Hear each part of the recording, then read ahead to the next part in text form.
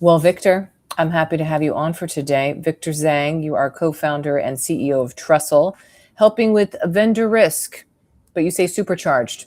In the construction space of sorts, there's a lot of risk in as it relates to building anything, frankly, in the actual physical world. Thank you for being here from New York. Here you are. Yeah. Thanks for having me. Yeah. Yeah. So what y'all do, just to be clear, as far as I know, AI powered, of course, helping construction companies manage the vendor risk because there's a lot in procurement. How do you make better decisions? How do you not go over budget, under budget? You do stuff on time, correct? Absolutely. All Yeah. those things. Yeah. Now, what made you go, aha, I need to dedicate myself and solve this for a very long time? You were, tell us more. Tell us more. Yeah, I woke up one morning and I had that aha moment and I said, this is the mountain that I want to climb. For I real was though? Did you? No, you've been in no, construction for no, years and definitely years and not. years. Okay, just making Yeah. sure. Just making sure.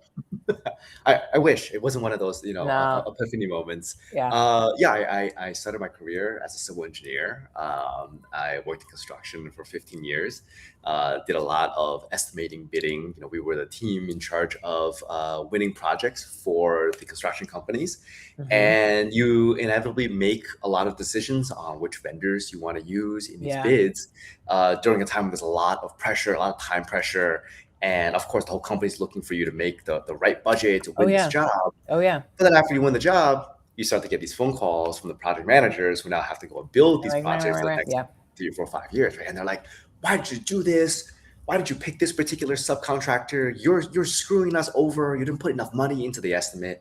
And we realized that, we Wait had though. all Wait, this. wait, wait, wait, wait. Would you have people kind of like yelling, screaming, be like, you f this up, and what do you like? Oh yeah, Oh, absolutely.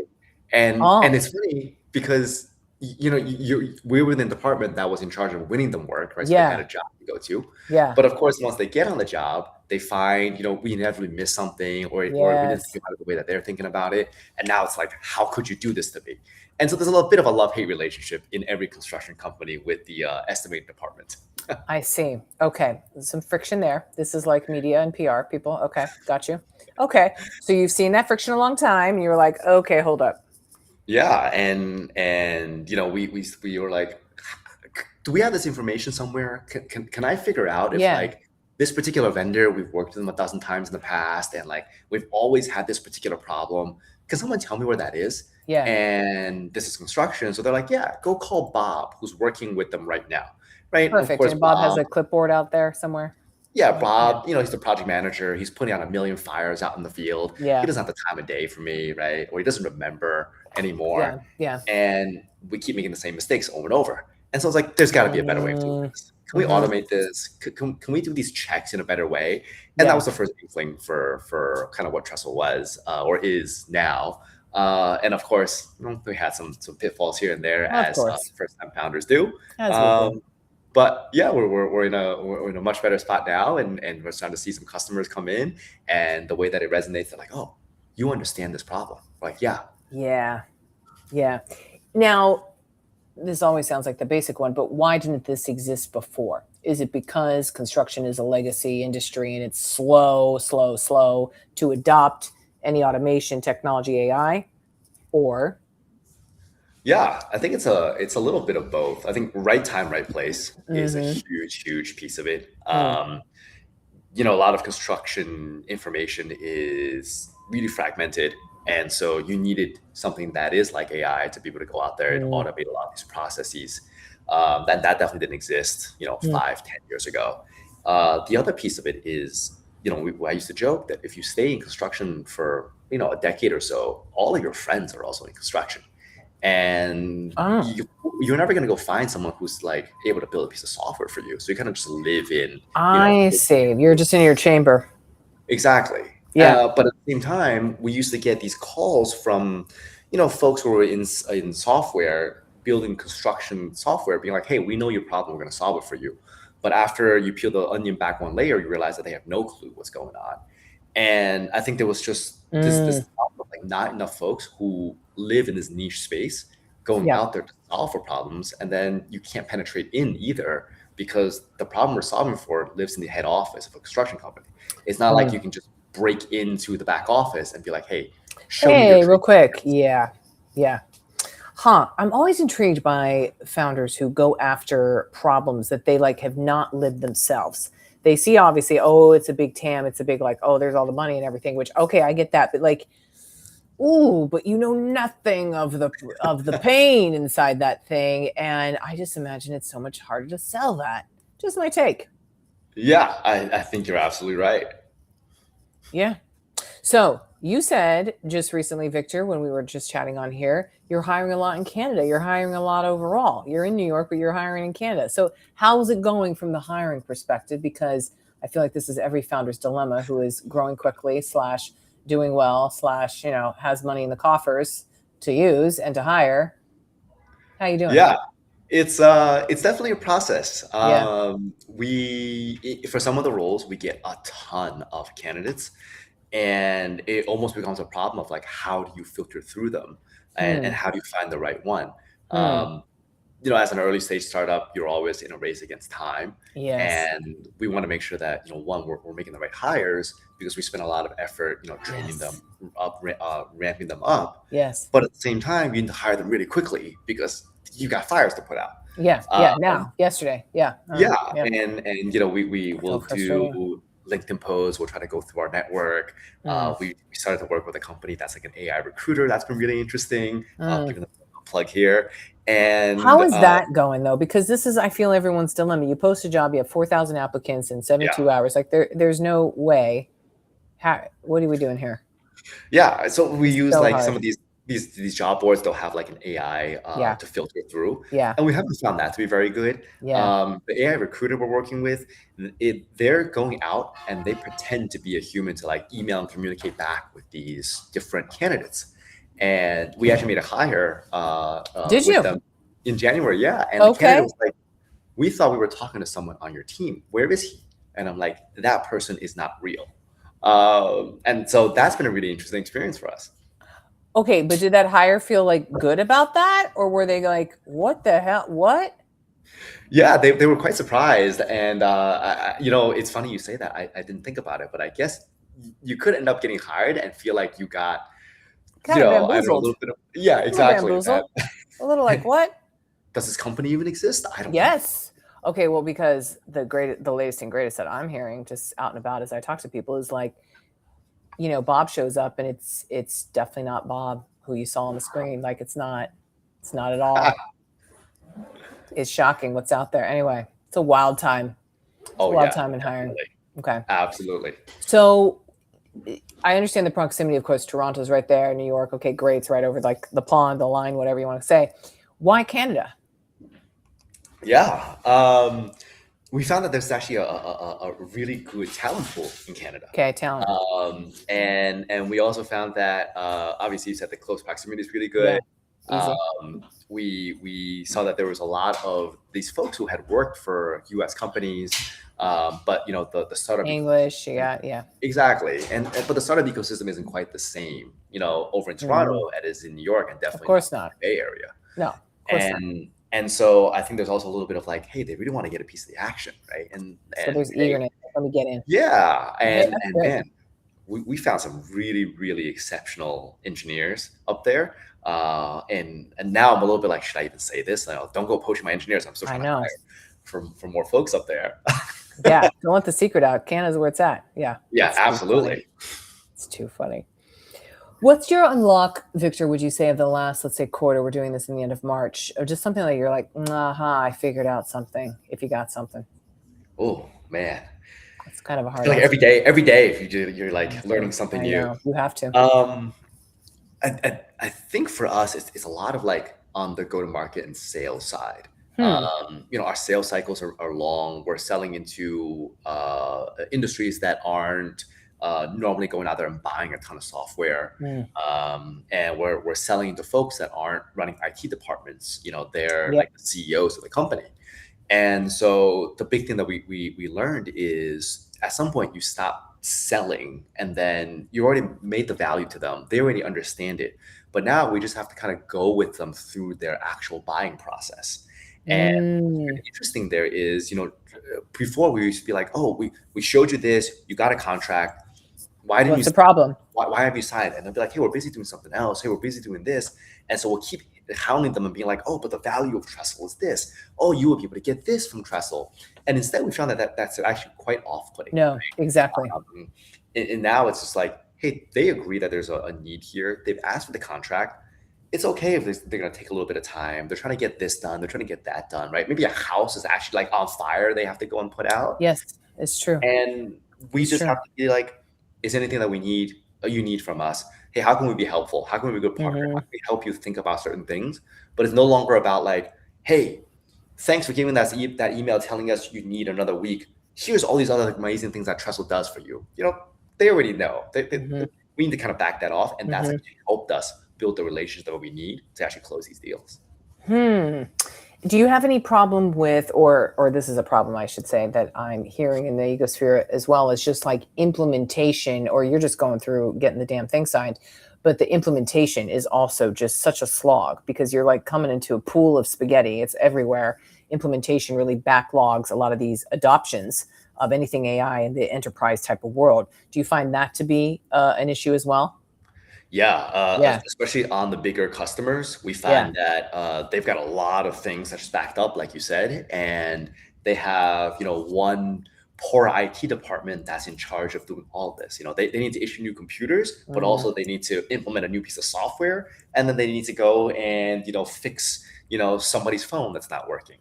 And we do find that the bandwidth is very, very constrained. And so one of the things that we've done is we said, hey, how can we cut all this work down so that we can get you up and running in an hour? And that's been really, really great for us.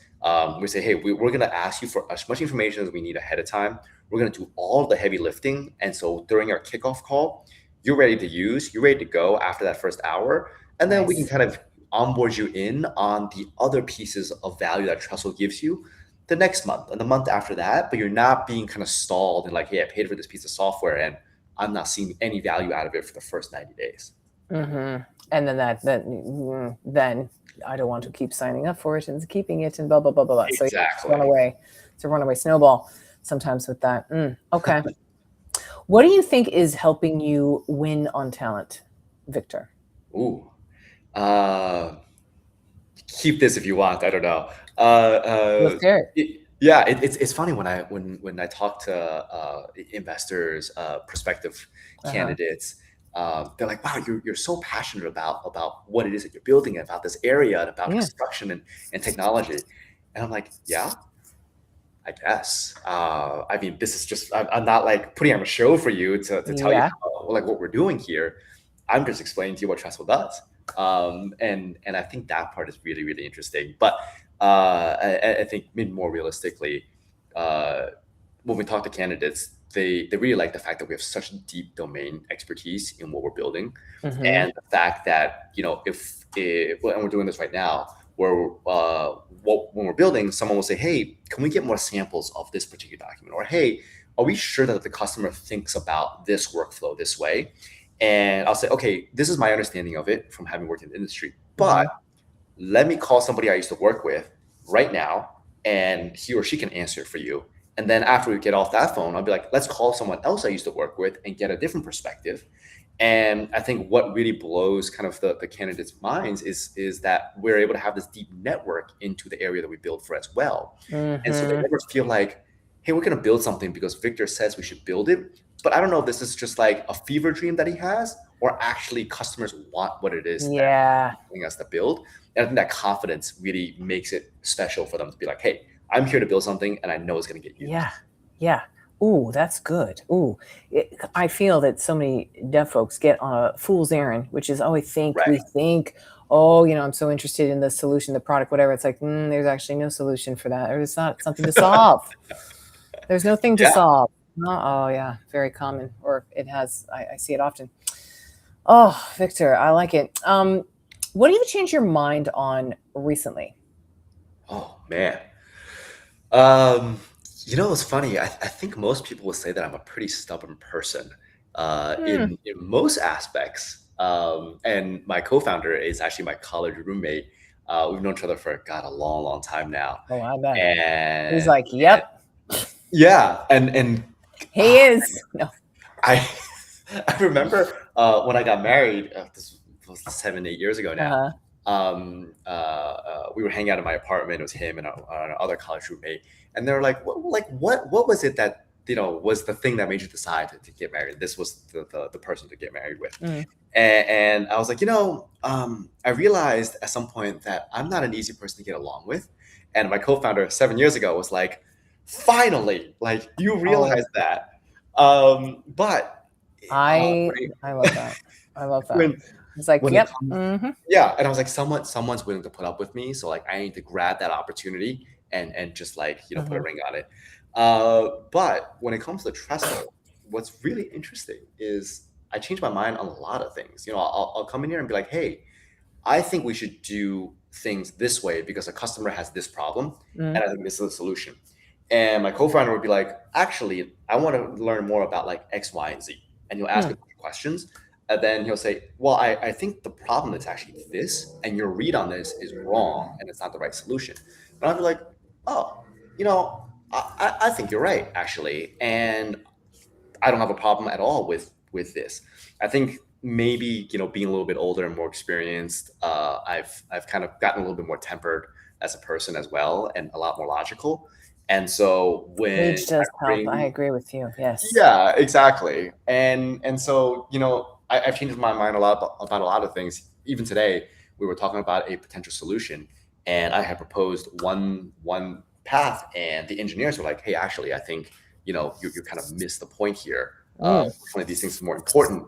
And they bring like a very logical explanation. I'm like, oh, yeah, okay. Forget I asked for that. Don't build that. It's not important. The engineers are happy because it's one less thing. It's less scope creep for them. Yeah, great. And for me, it solves the problem that I initially had. And I feel like I've become far less of like a dictator. That probably the 20-year-old me as a founder would definitely be like, you're gonna build what I tell you to build because I know best. Fantastic. Pliability, flexibility, so underrated. I feel, Victor. So that's good. Okay, I haven't asked this one in a while, but I'm starting to incorporate that. No, it's all good. It's all good. It's just, what's your favorite? Because you tipped me off with the stubbornness and so forth. What's your favorite emotion and why? Oh, this will be our ending question for today on this late afternoon over here. Late over there for you too, by the way. Yeah, absolutely. The day continues. The day continues. I think surprise. I really like surprises as a whole, and sometimes they can be really bad surprises. Yes, I was gonna say. But I like that, like the unpredictability of it, and something like new that's gonna pop up. I think at my core, I like to have a challenge. I like to, I'm a problem solver, and I think the surprise is really like to throw things right in your path, and you have to kind of rise up to the challenge and the occasion. And it never gives you a boring day or a boring moment. And of course, being a founder, there is no lack of surprises. No. But I do like that because it gives you a little bit of a spark, whether it's like, I agree. There is a little like, okay, yeah. So I absolutely like, I think just the surprise of everything. I love your framing of that in terms of like surprise and delight, not surprise of like, oh no, what's on fire, but like surprise me with great news. How about that? Exactly. That's what I want to hear. Yeah. Well, Victor, thank you for being on with us today, just to chat a little bit. It's Victor Zhang, CEO, co-founder of Trestle, solving all the things in construction so that you don't have contractors, vendors asking why are we over budget and behind and so forth. That's how I would sum it up. Awesome. Thank you so much for having me. This was great. Thank you, Victor. Appreciate you. Have a good rest of the day. Burn the midnight oil in your New York office over there. Man, hats off. Continue on. The sun is still here, so we're still working. Hey, we're still working. I know. The sun is up and still out. It's good. It's good. Good. There we go. Absolutely. See ya. Bye. Take care. Bye.